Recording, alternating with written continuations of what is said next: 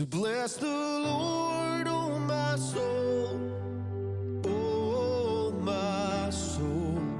Worship His holy name. Sing like never before. Oh my soul, I'll worship your holy name.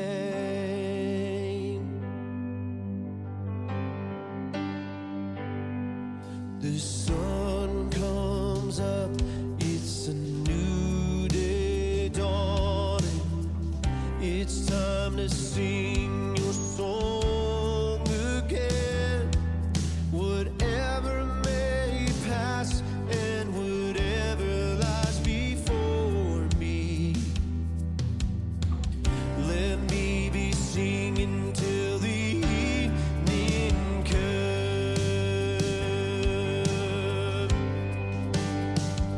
So bless the Lord, oh my soul, oh my soul. Worship His holy name. Sing like never before. Oh my soul, I'll worship your holy name.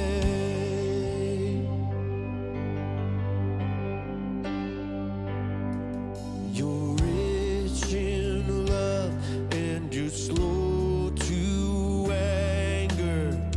Your name is great and your heart is kind. For all your goodness I will keep on singing. 10,000 reasons for my heart to find.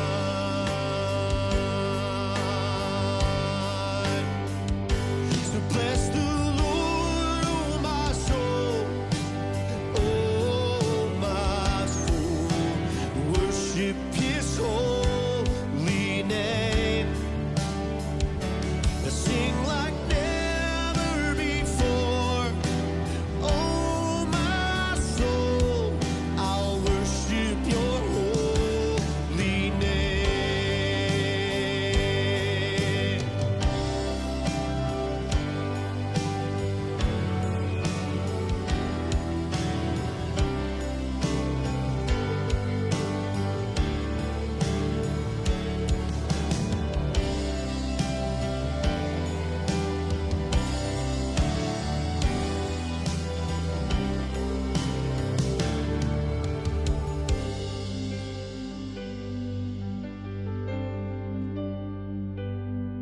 And on that day when my strength is failing, the end draws near and my time is come, still my soul will sing your praise unending. 10,000 years and then forevermore.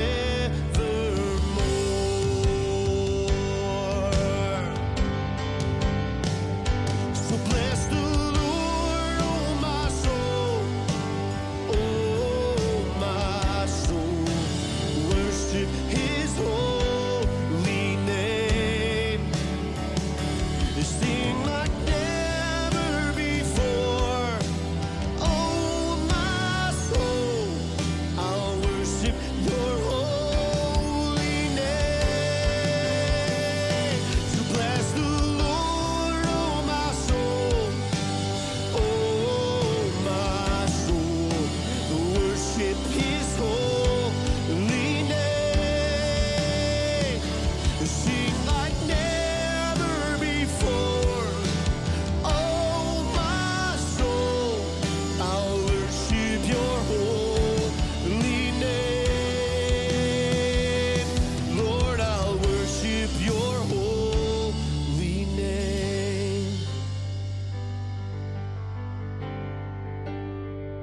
Sing like never before. Oh my soul, I'll worship your holy name. I will worship your holy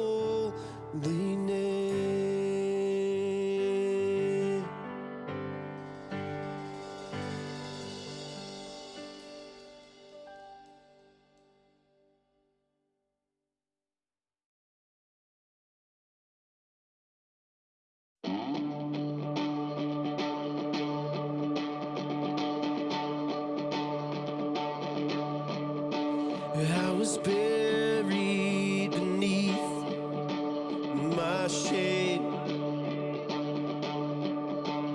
Who could carry the kind of weight? This was my tomb when I met you. I was breathing but not alive. All my failures I tried to hide. This was my tomb when I met you. You called my name and I ran out of that grave,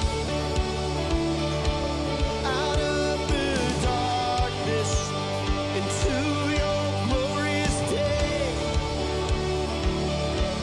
You called my name and I ran out of that grave, out of the darkness into your glorious day. Hey!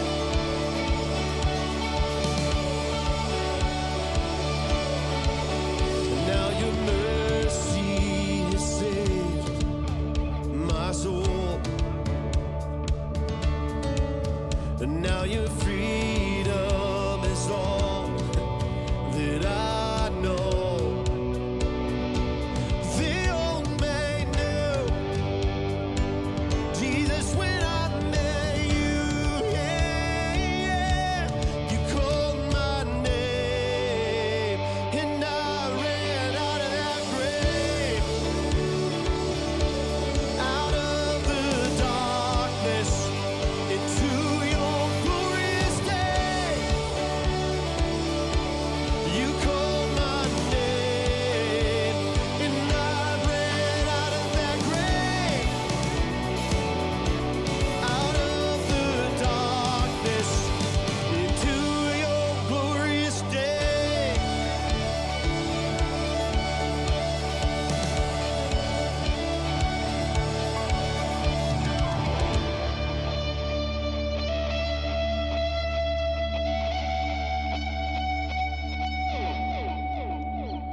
I needed rescue, my sin was heavy, but chains break at the weight of your glory. I needed shelter, I was an orphan, but you called me a citizen of heaven. When I was broken, you were my healing. Now your love is the air that I'm breathing. I have a future, my eyes are open, 'cause when you called my name, I ran out of that grave, out of the darkness into your glorious day.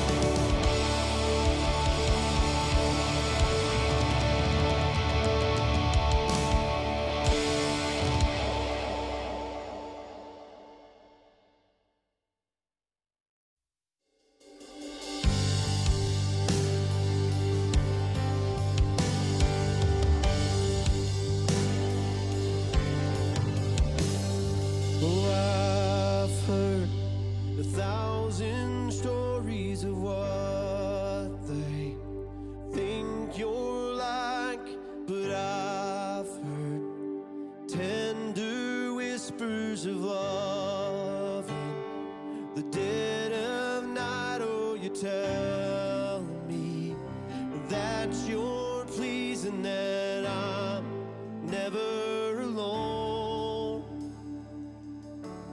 You're a good, good Father. It's who you are. It's who you are. It's who you are, and I'm loved by you. It's who I am. It's who I am. It's who I am.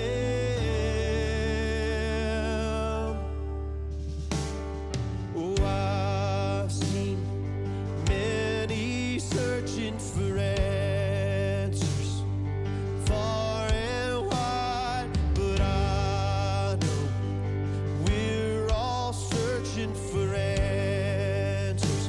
Only you provide, 'cause you know just what we need before we say a word. You're a good, good Father. It's who you are. It's who you are. It's who you are, and I'm loved by you. It's who I am. It's who I am. It's who I am. You're a good, good Father. It's who you are. It's who you are. It's who you are, and I'm loved by you. It's who I am. It's who I am. It's who I am. You are perfect in all of your ways. You are perfect in all of your ways. You are perfect in all of your ways to us. You are perfect in all of your ways. You are perfect in all of your ways. You are perfect in all of your ways to us.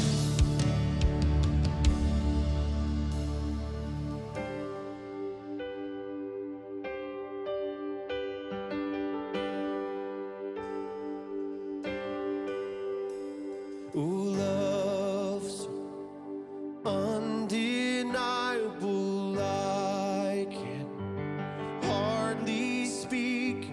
Peace so unexplainable, I can hardly think as you call me. Deeper still, yes, you call me. Deeper still, yeah, you call me.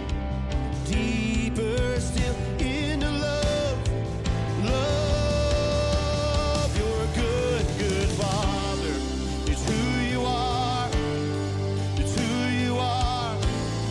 It's who you are, and I'm loved by you. It's who I am. It's who I am.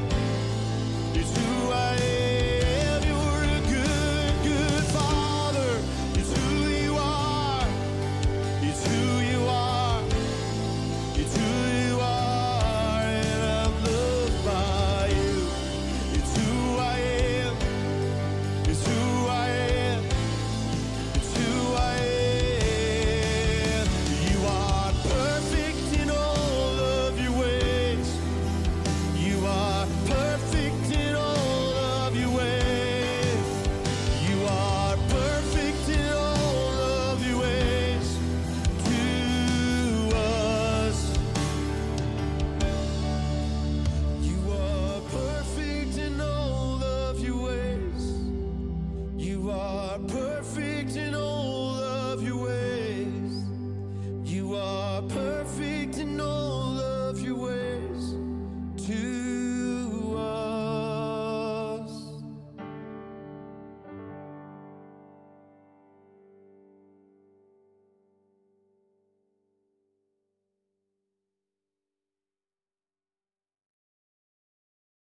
All right. I'm going to where is Liz? She was going to come up and do a quick announcement about youth group. No worries. All right.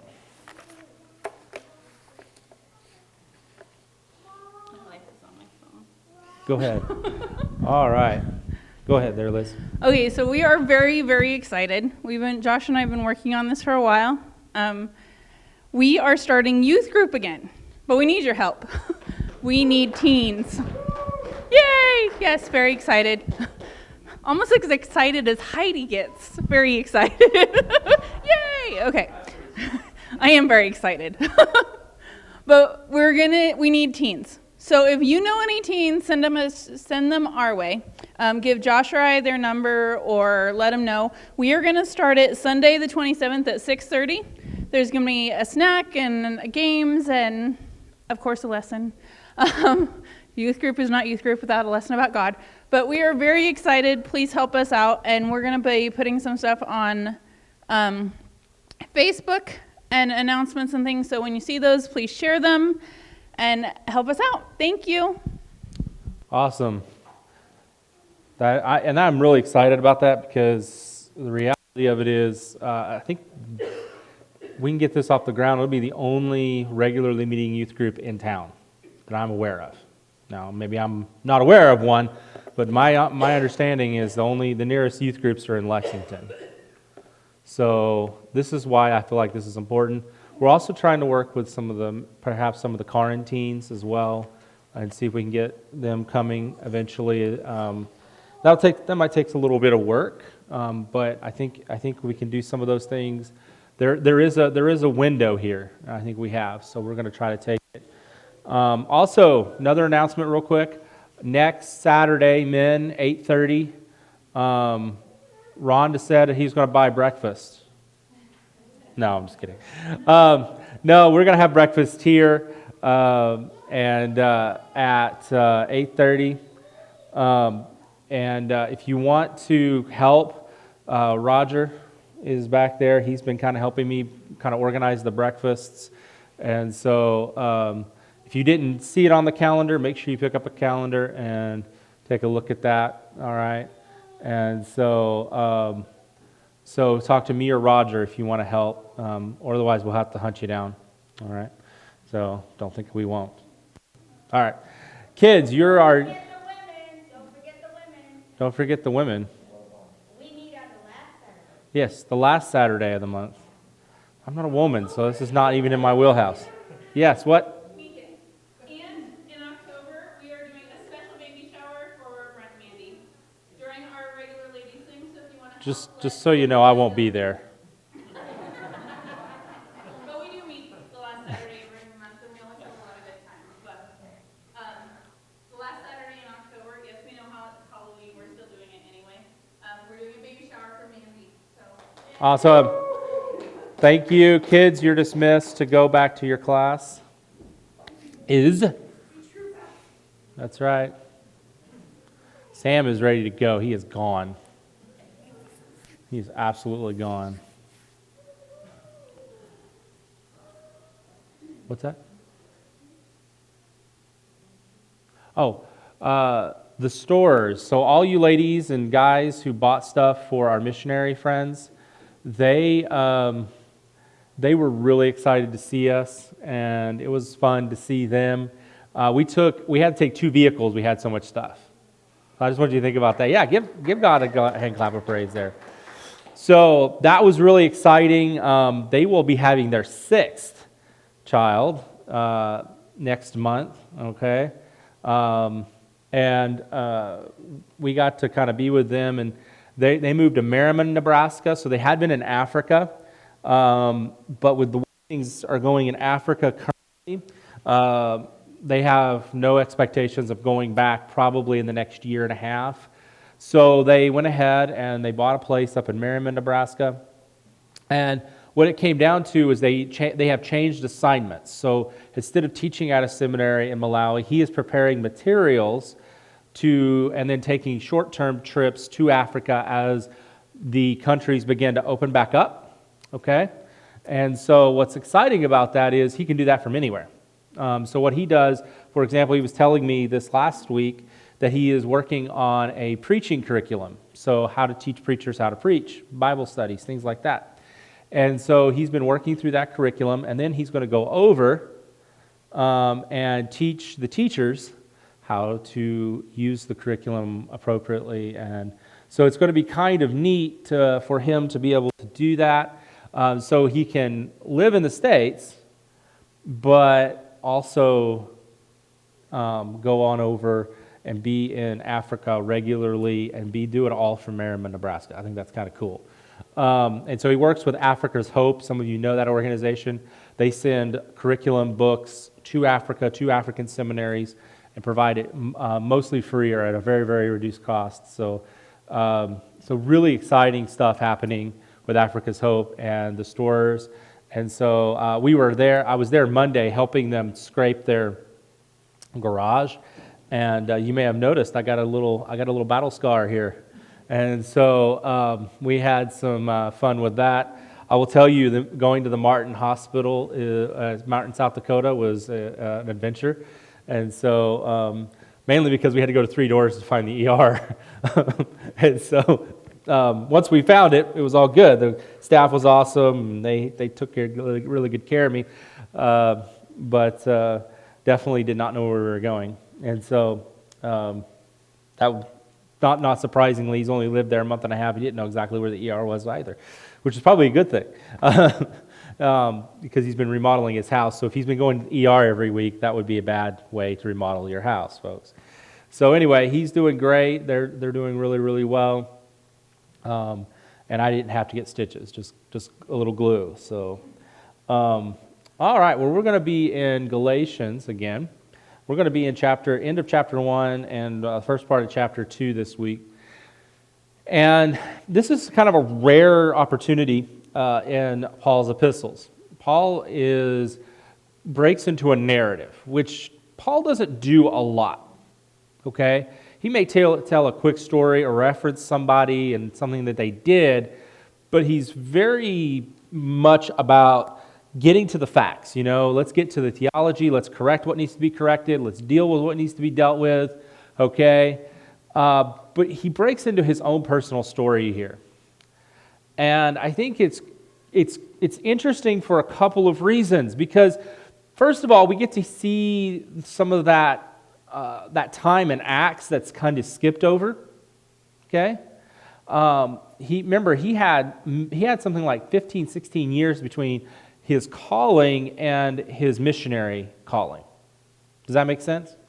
So we kind of assume that Paul just jumps right into ministry, which he does. He preaches almost from day one.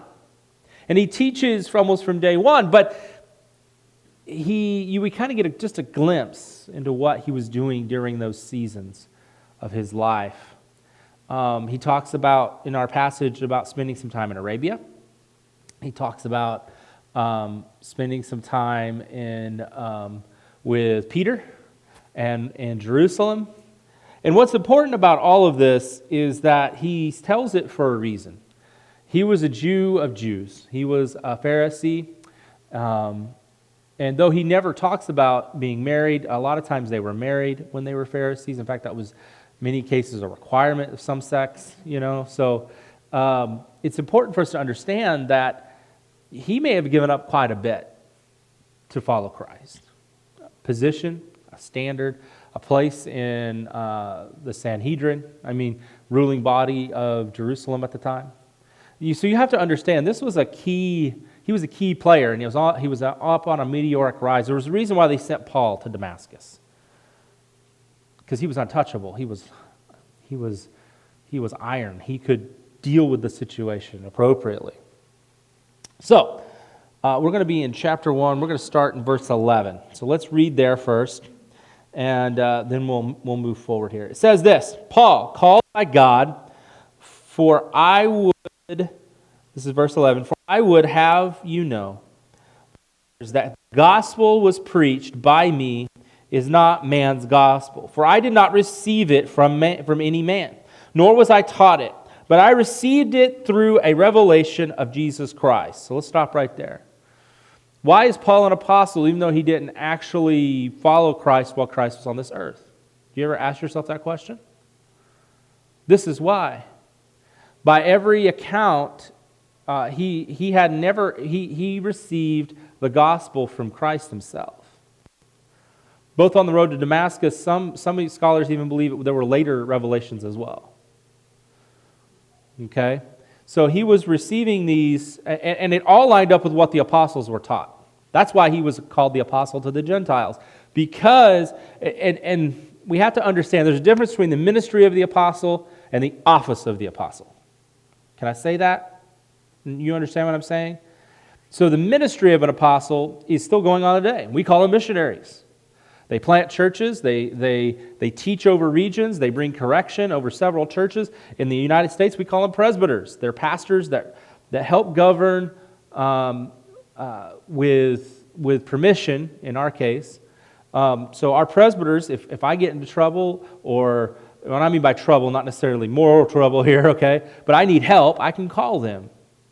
Okay, you know Pastor Rex, before I came, he helped you guys find me. And set up processes for that, right? That was the work of an apostle. Okay, that was the ministry of an apostle. All right, but then the office of the apostle, there are even further there are further things. The office of the apostle carried, like when they spoke, it carried weight. All right, we speak from what has already been spoken.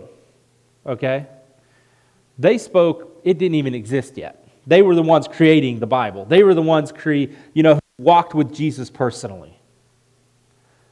And Paul is saying, the reason I'm an apostle is because I walked with Jesus through Revelation. And it had to be kind of trippy for him, This guy, he'd actually killed Christians.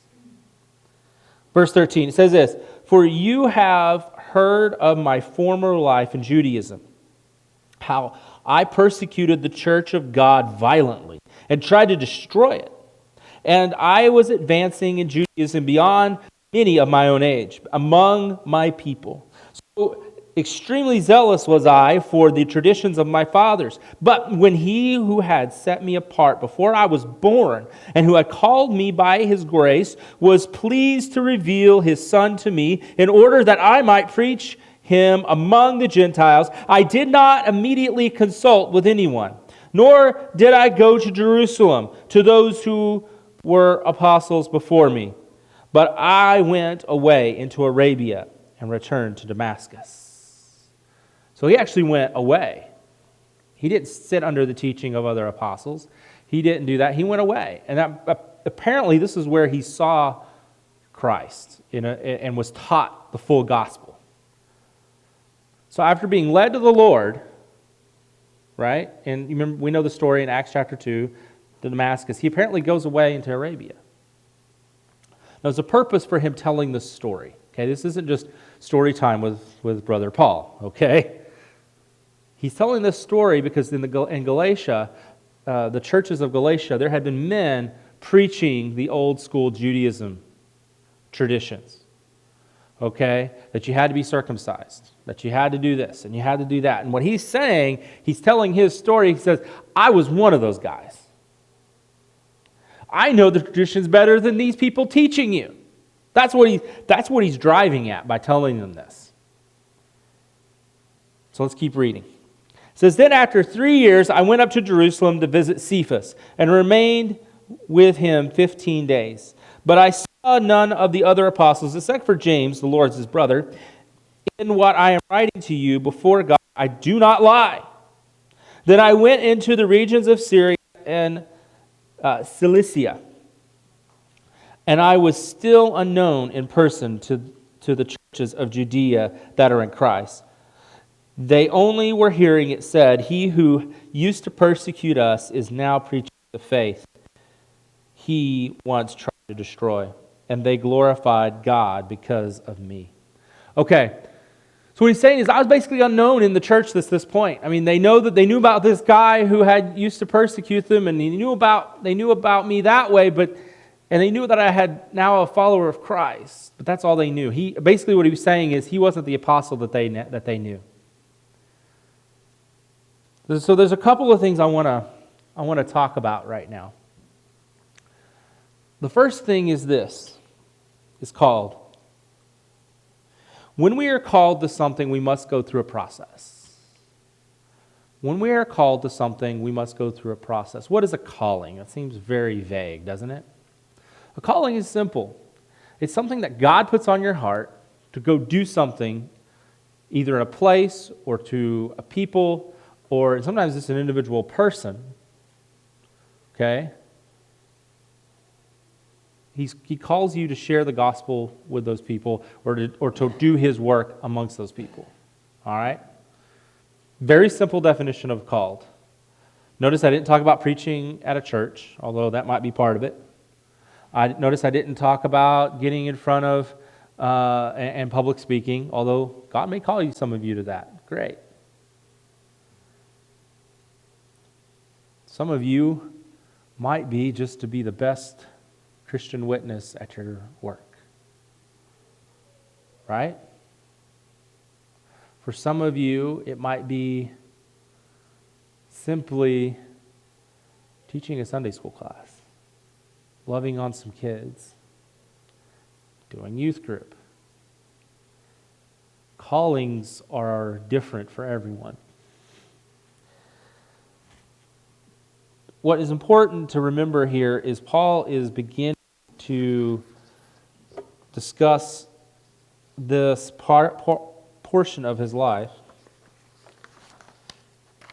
Sorry, normally I preach it out on 3 pages and it was on the back. Paul is doing this to combat a heresy that said that that you could not be a Christian unless you followed the Jewish traditions. Now, we tend to think in modern Christianity, because most of us are Gentiles, okay, that some of the Jewish traditions, that many of the Jewish festivals and even being circumcised was shunned by the church, the early church. It actually doesn't seem to be the case. It wasn't shunned. I mean, many of the Jews that grew up Jewish still followed a lot of those traditions. They still circumcised their children. They still followed a lot of the Jewish holidays, okay? But it seems to be that early on the church said, we do these things because we're born Jews. But we don't do these things for salvation. Does that make sense? They were Jews living among the Jews. So they did a lot of the festivals and a lot of the stuff. The problem became when they tried to start making the Gentiles also do those things and those traditions. That meant nothing to them. What means the most to those Gentiles, to those non-Jews, was simply that Jesus loved them enough to die on a cross. That God had done something powerful into their life, that they were God-fearing people. Right? And you can actually go read it where it talks about the only restrictions they put were don't live in sexual immorality, don't worship idols, right? Serve God alone. I mean, those are I'm condensing right now, right? You can go and read that for yourself, but the key is this. We see Paul's calling and we see the realities of what he was fighting through his own testimony.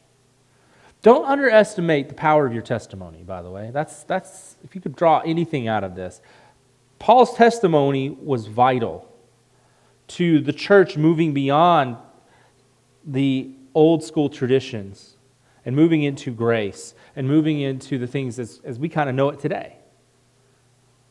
So never underestimate your testimony. But there are 3 questions that as I read Paul's testimony, and we're not done yet reading it, but there are 3 questions that come to mind.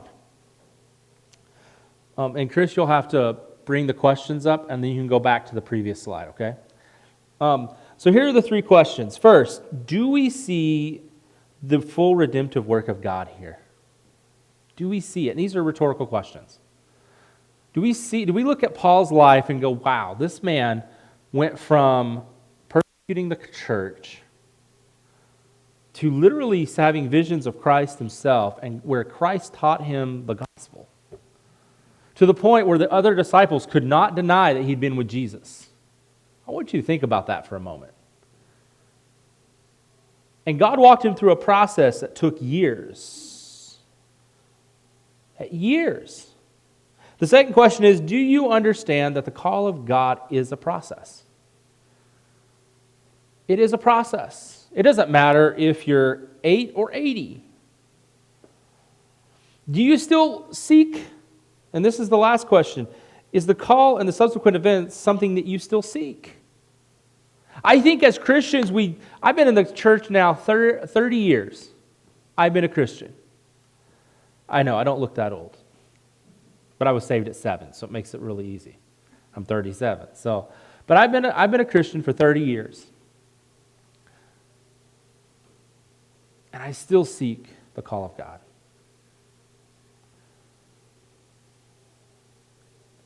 Do you still seek the call of God on your life? Do you still ask Him, what will you have me do tomorrow? What will you have me do this week? What will you have me do this month? This season of my life, Lord, help me understand it. Do you still seek it, or you just kind of let it come as it goes? We all fall into that trap, by the way. Are you still seeking the call of God? There's an illustration. I've talked about it before about Neva Vetter was a lady who attended the Bassett Church for 50 years. And when she was 85, started a ministry to the Indian reservations. And she'd give clothes, and she would collect clothes. And she couldn't do much. I mean, she was wheelchair bound by this point, couldn't see very well by this point, but she could see it well enough to sort clothes. She would sort the kids' clothes, the ladies' clothes, the men's clothes, and they would just sort. And they would take these on trips up to the reservation. They begin to give these things away, and it turned into food, and it's turned into a fairly large ministry. Still being run by someone else to this day. She was 85, and she was still seeking the call of God. And there's a ministry that has started onto the Indian reservations that outlived her. I want you to think about that. Are we still seeking the call of God on our life?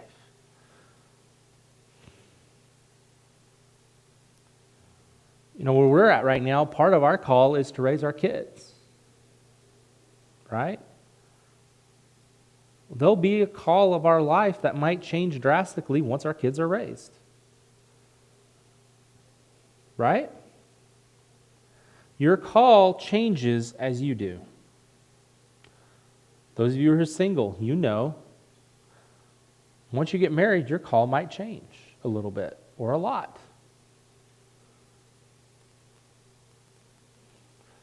You need to continue to seek God's will for the call on your life.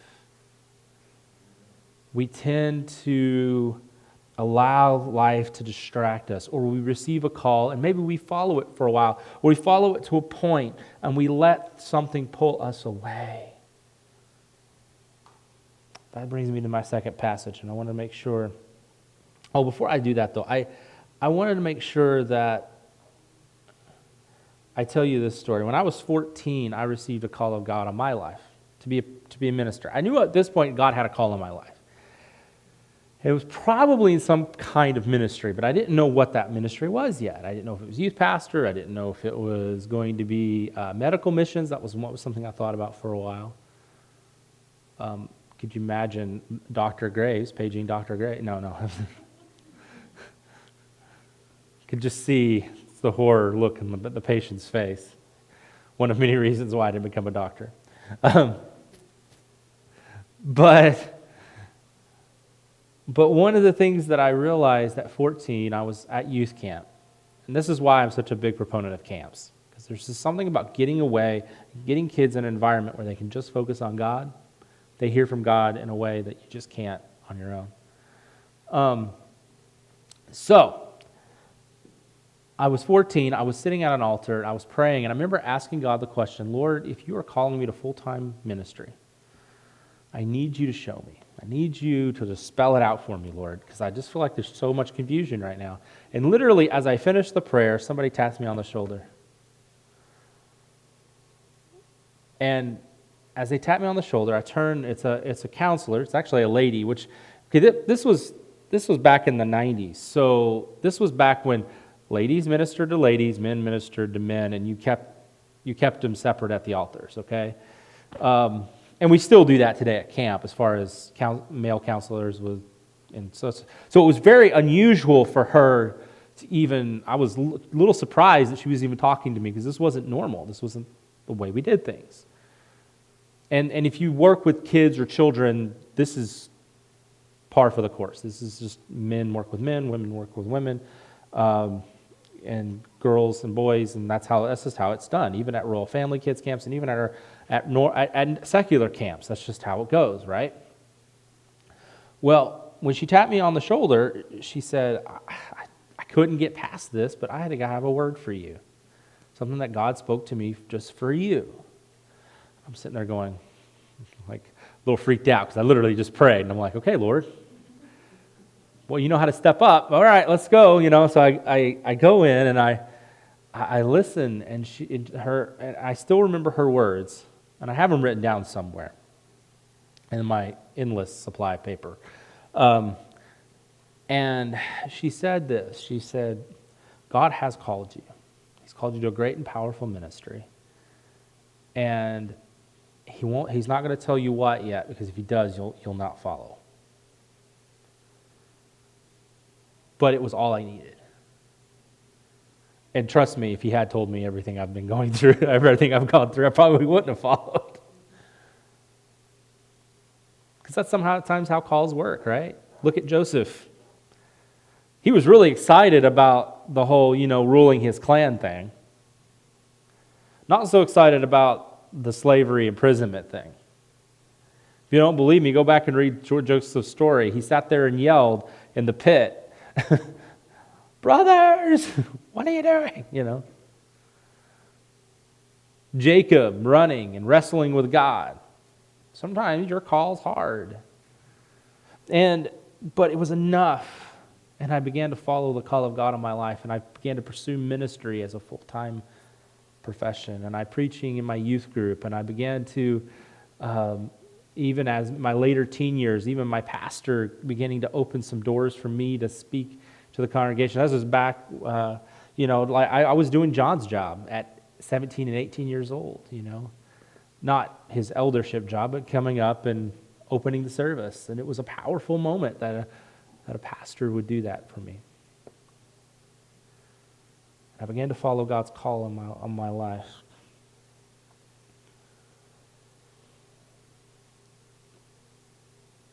Peter's telling the story and I'm telling my story a little bit so that you can understand that you can't allow the distractions of your past or legalism or any other thing that somebody else tries to put on you. And that includes, we can expand that out a lot of things. Social justice. We could talk about politics right now, Democrat and Republican. We could talk about all these things where everybody's trying to say, if you don't do this, then you're not a real Christian. Look, I get it. There are things we need to address in our country. But my Bible says the only thing that requires you to be a Christian is to be saved by grace. And that our primary mission is to share that message and to follow the call of God in our lives. Yes, am I supposed to call people to righteousness? Yes, we should. And we should treat people fairly. And there are inequalities in our country. But we get distracted. We get pulled away from our calling. And those are just the things around us. That doesn't count the things in our lives like kids and grandkids. And those are all, some of these are good things, aren't they? I hope you do vote in November. But by itself, it's not who we are. By itself, we are not called to do just those things. We're called to lead the lost to Christ. That's what we're called to do. It's easy to get lost in the thorns of this world, as Jesus said in his parable. Things that entangle us, pull us away. You see, these Judaizers, those who strictly obeyed the rules of Judaism, they claimed that non-Jews needed to follow Old Testament laws. I don't know about you, but my Facebook's been flooded with, well, if we don't do this, and if we don't do that, and we don't... Okay. Look, I'm not saying that if God leads you to do it, go do it. But I think there's a problem when we begin to make it the litmus tests. You see, what the Jews were doing at the time is they were adding to the gospel. You hear what I'm saying? And when we add to the gospel, that's a problem. I want you to hear that. That's a problem when we add anything to the gospel. I mean anything, even good things. Even things that make sense sometimes. If they're not really in the biblical gospel, then they shouldn't be there. Now, what about abortion, Pastor? Yes, we need to uphold the sanctity of life. Absolutely we do. But nothing can come before God, even the good things. And when we allow the things of this world, the bad things, the crazy things, I mean, even Jesus said, the poor you have with you always. And that was one of the big things of the time, because there were always a plethora of poor people in Jerusalem. This was the time of the Romans, right? But he was saying, there are some things that supersede the immediate needs. And in this time of crisis in our country, in this time of confusion, are we forgetting about our call? What we were originally called to do? To love people, right? To lead them to the gospel, to show them Jesus. These are the questions that I have. Don't get me wrong, I love debate. I love debating what's going on in our country. And I love looking at, okay, Lord, how can we be a positive force for some of the challenges that we're facing? I mean, we talk about racial injustice. Absolutely. I've seen it firsthand. Probably more than anyone in this room. And I know that's a bold statement. But I grew up in the South where it was on display every day. And I can tell you that even in our county, we have a racial injustice. But that's not my calling. Now, I will always do whatever I can to stand up for what's right. But I will never allow a fight for one thing to supersede my fight against the enemy and the fact that the gospel has to take precedence. Sometimes they're the same thing. I get that. Sometimes the social issues of our day, whether it be, you name the topic, sometimes they intersect. I get that. But I come back to the original question. Are we forgetting what you're called to do? When was the last time you asked God, Lord, what are you calling me to do? That's an important question. Yeah. I believe that people get called to do all kinds of things for God. I think some people are even called to be politicians. I think there are some good ones out there. I think some people are called to... My mom was a great example of this. She was actually worked with the Pregnancy Care Center for several years.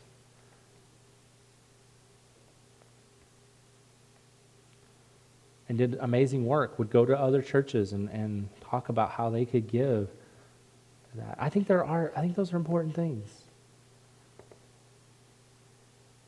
But I'm a little ADD, and so I tend to get distracted anyway. And when you begin to realize that as a culture, we tend to jump from one social issue to the other and get outraged over here, and then outraged over here, and then outraged over here, and then outraged over here, at a certain point, at what point have we left the original purpose of our mission? It's going to be a disaster if this guy gets elected. It's going to be a disaster if that guy gets elected. It's going to be a disaster if we don't deal with this social issue, if we don't deal with that social issue. Let me tell you about the number one disaster in history, and that is sin. That is people going to hell. That is the disaster that I'm worried about. Getting a little excited, Pastor. Yeah, I get excited about the gospel. Yes, I get excited about grace. Yes, I get excited about people dying and going to hell. If your call doesn't center around that, I question your call. I'm thinking some bold statements here today.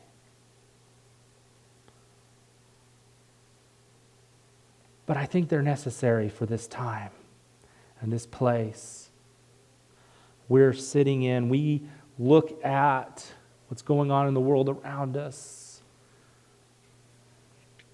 We have people hurting and they're dying. Literally, in some cases, we have hurricanes and we have fires and we have political issues and we have social issues and we've got riots and we've got all kinds of unrest.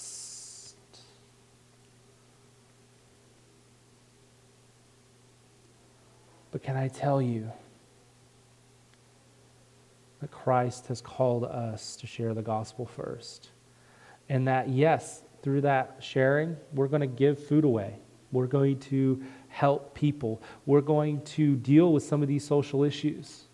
Because I believe the gospel is the beginning of those answers. But I call us back to the center.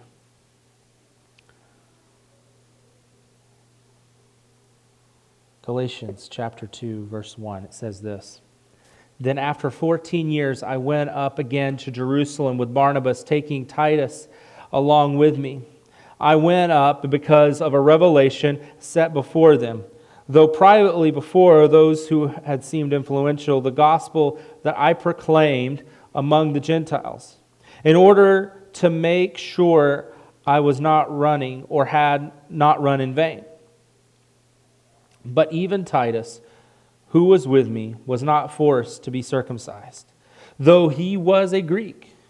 Yet, because of false brothers secretly brought in, who slipped in to spy out our freedom that we have in Christ Jesus, so that they might bring us into slavery. To them we did not yield in submission even for a moment. What he's saying there is they didn't even compromise with these people back then. So this is years later. He's like, we didn't compromise then. Why are you compromising now? Keep reading.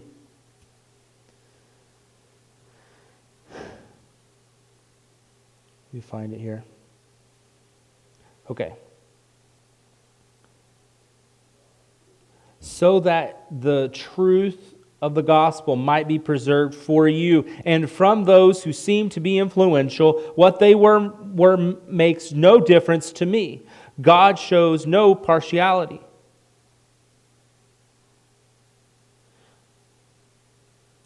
Those, I say, who seemed influential added nothing to me.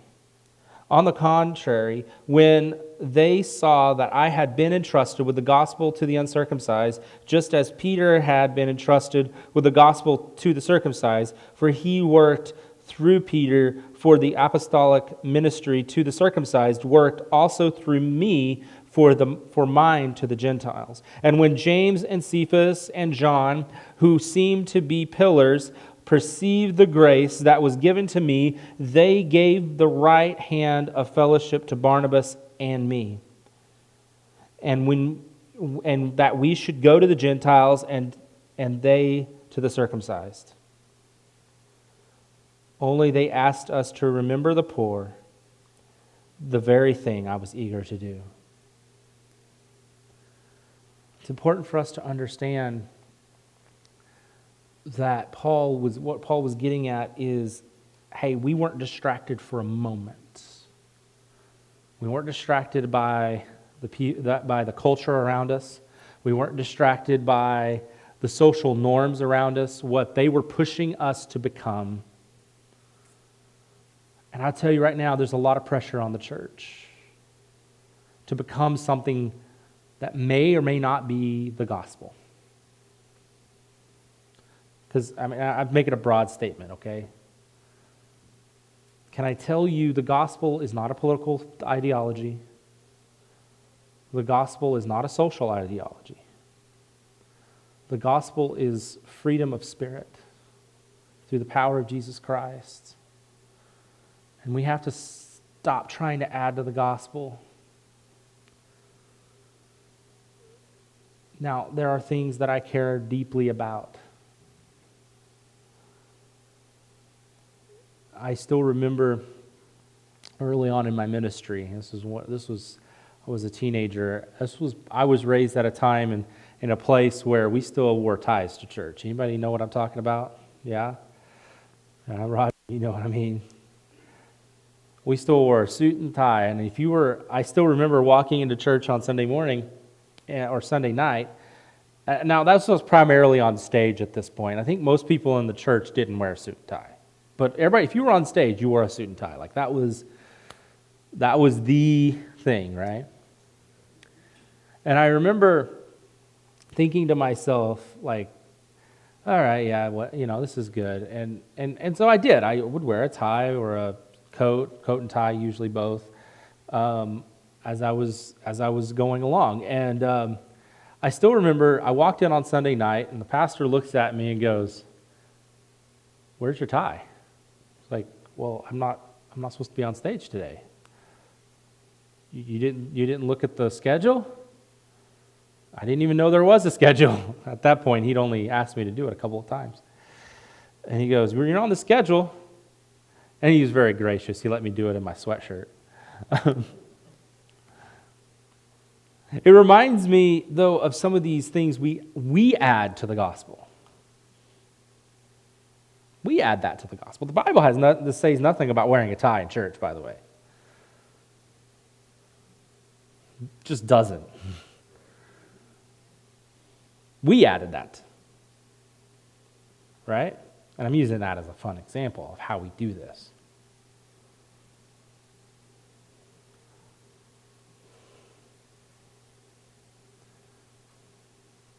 You know, I go back even further. Some of you remember when cards weren't allowed in the church. We're talking Uno cards weren't even allowed in the church. Okay, some of you remember when movies were sinful, and that term was used. Some movies are sinful, but not because, they're movies.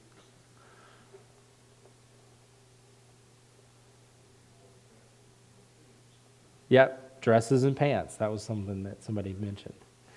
Yeah, this was all stuff we added to the gospel. Now I want you to take a moment and think, when we talk about our callings, when we talk about what we're called to do as a church, are we currently do you see Christians as a whole adding things to the gospel? I do, all the time.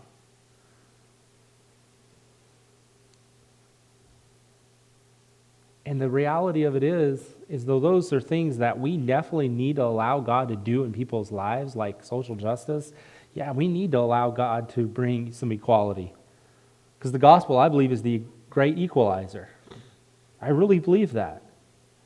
I believe in righteousness and in government. I believe in that. But there's also, we got to allow God to do those things. And stop stressing about them and stop pushing people. Because that's not going to win us any battles. You know where we win our battles? On our knees before our God and doing our mission. Entire countries have been changed simply because the church did its job.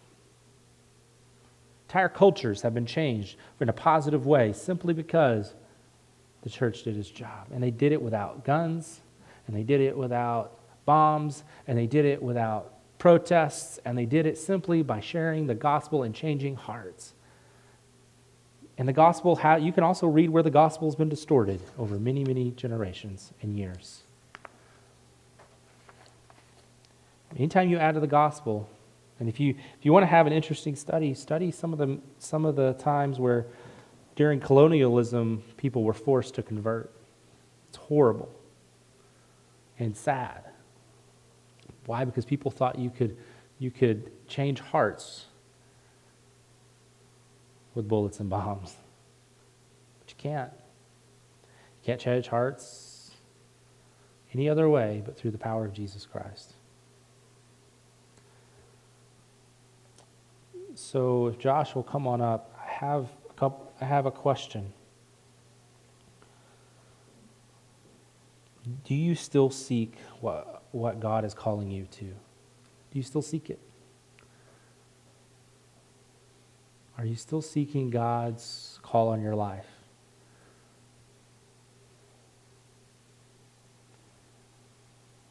And are you distracted by what fires you up?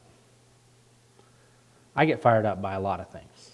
You may have noticed. It's kind of a hazard of being a preacher, right?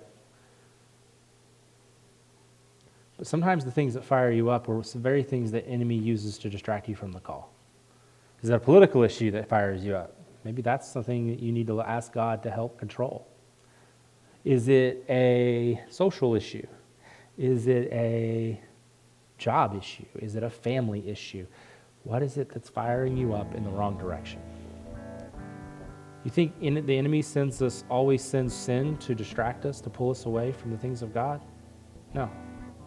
Sometimes he cloaks his distraction in righteousness.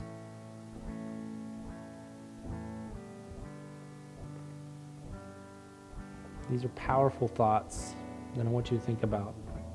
Sometimes the things that fire us up are the very things that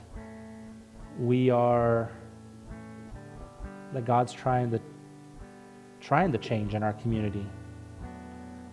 But the way we do that is through the gospel of Jesus Christ, by living out the gospel in our communities, by preaching the gospel with our words, by preaching the gospel with our actions, by treating people with love and righteousness, no matter the color of their skin, no matter their political party. That's how we change things.